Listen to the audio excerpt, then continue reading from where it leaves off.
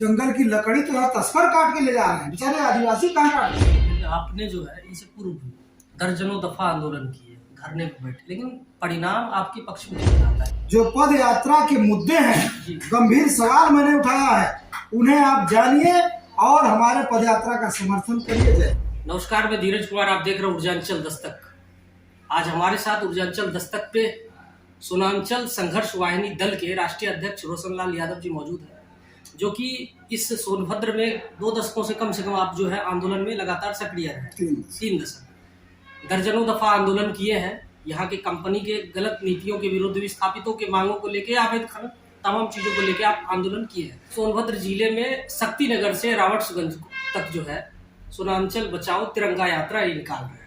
आज हम बात करेंगे इनसे क्या क्या मांग है, किन किन बिंदुओं पे ये जो है ये यात्रा निकाल रहे हैं।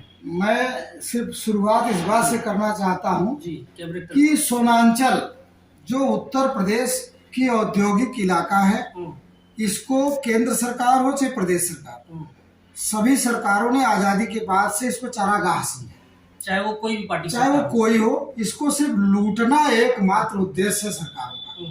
यहाँ की खनिज संपदा, यहाँ का संसाधन और यहाँ के नौकरियों में चाहे चपरासी तक की नौकरी हो, सब में बंदरबाट बाहरी लोगों का हस्तक्षेप, बहुत बड़ा हस्तक्षेप। यहाँ का जो लोकल है, यहाँ का मूल निवासी है, जो यहाँ का आदिवासी है, आज भी नंगा भूखा दर दर की ठोकर खा रहा है। न उसको रोजी रोटी है, न मजदूरी मिलने की नौबत है, आज उपेक्षित है।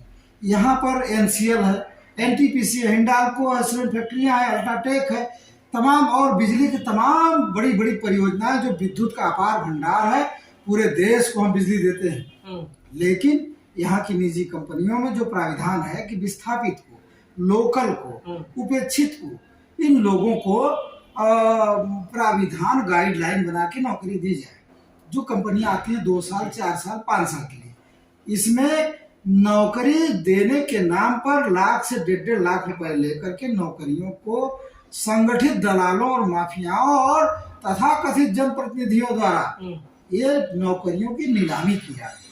इस पर सरकार की नजर नहीं पड़ पा रही। आपने जो है इनसे पूर्व भी दर्जनों दफा आंदोलन किए, धरने पर बैठे, हर सरकार में आपने किया है, लेकिन परिणाम आपके पक्ष में क्यों नहीं आता है, या विस्थापितों के पक्ष में क्यों नहीं? जहाँ पर सरकार और सत्ताधारी लोगों का दबदबा, वहाँ आंदोलनकारियों के वजूद की तुलना आप सरकारी तंत्र से करेंगे तो जो आंदोलनकारी अपनी बात ही कह सकता है ना, अपना आवाज ही उठा सकता है, अनशन कर सकता है, धरना दे सकता है।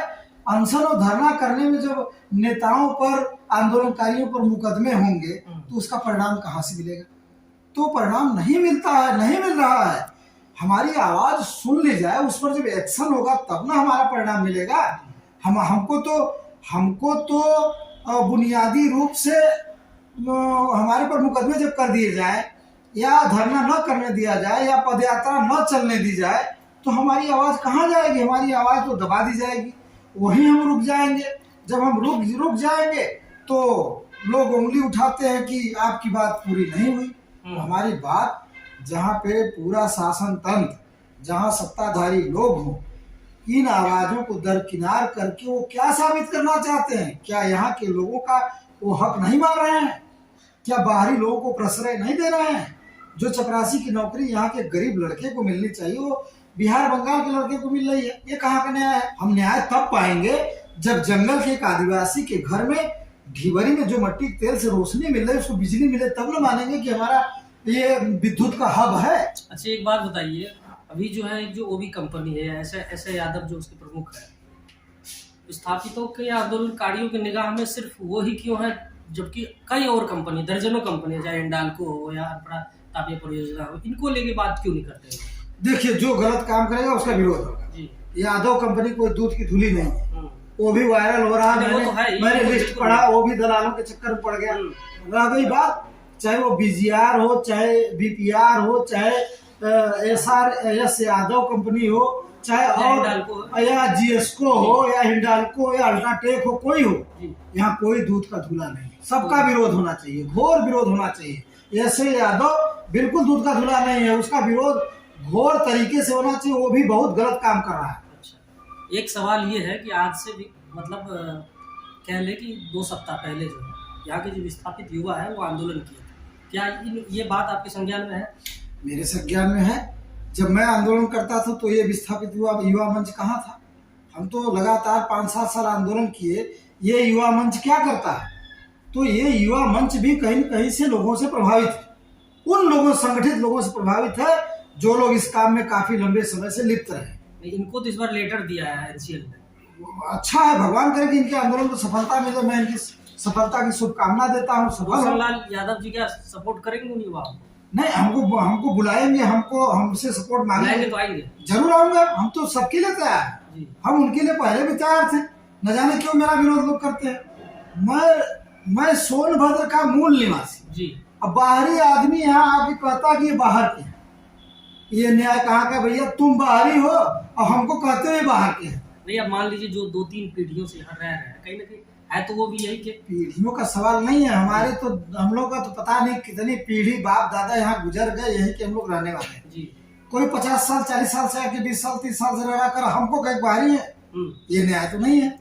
तो उसको सोचना पड़ेगा ना, इस क्षेत्र के लोगों को जानना पड़ेगा कि सोनभद्र जिले का अगर रहने वाला है तो मूल निवासी। एक बार हम सोनांचल क्यों कहते हैं कि यहाँ के उन नौजवानों को भाई पहले विस्थापित हो जाए, प्रभावित हो जाए, क्षेत्रीय हो जाए, उसके बाद जो जगह बचे हो पूरे जिले के लोगों को दो।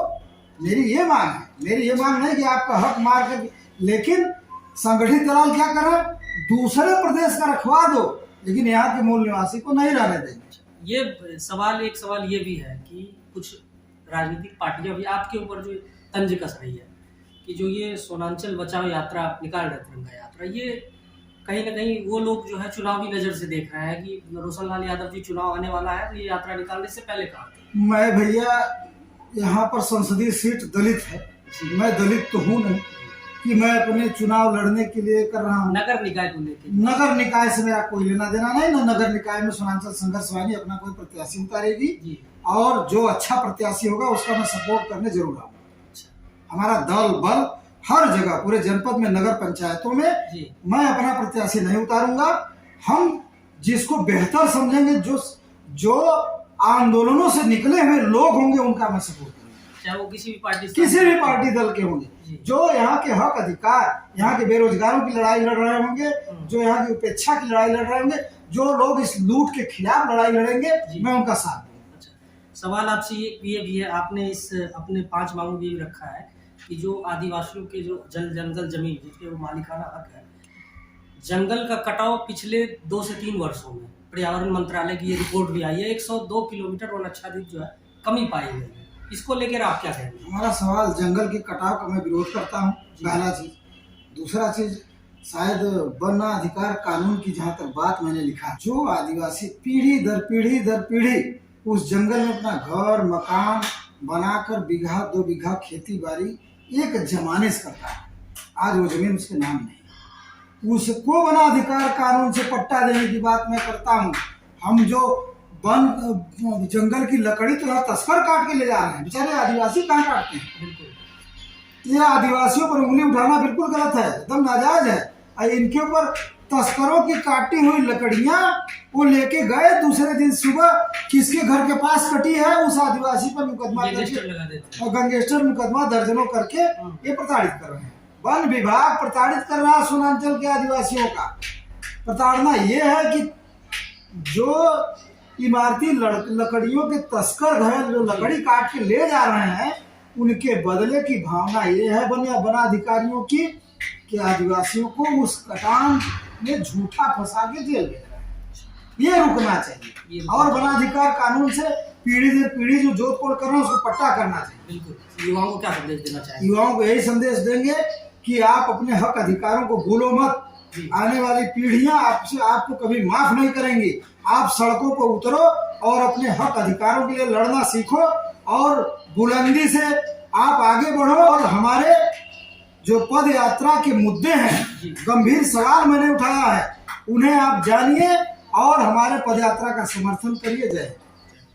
तो आप देख रहे हैं ऊर्जांचल दस्तक और हमारे साथ जो है रोशन लाल यादव जी है, सोनांचल संघर्ष वाहिनी दल के राष्ट्रीय अध्यक्ष है। और ये 5 मांगों को लेके जो सोनभद्र में लगातार हो रहा है, चाहे वो आदिवासी के जंगल जमीन का मुद्दा हो, चाहे इस एरिया में पॉल्यूशन का मुद्दा हो, चाहे सोन नदी का खनन का मुद्दा हो, इन सभी मांगों को लेके जो है ये पदयात्रा निकाल रहे हैं। फिलहाल के लिए इतना ही। आप देख रहे हो ऊर्जांचल दस्तक, हमारे साथ बने रहिए। धन्यवाद।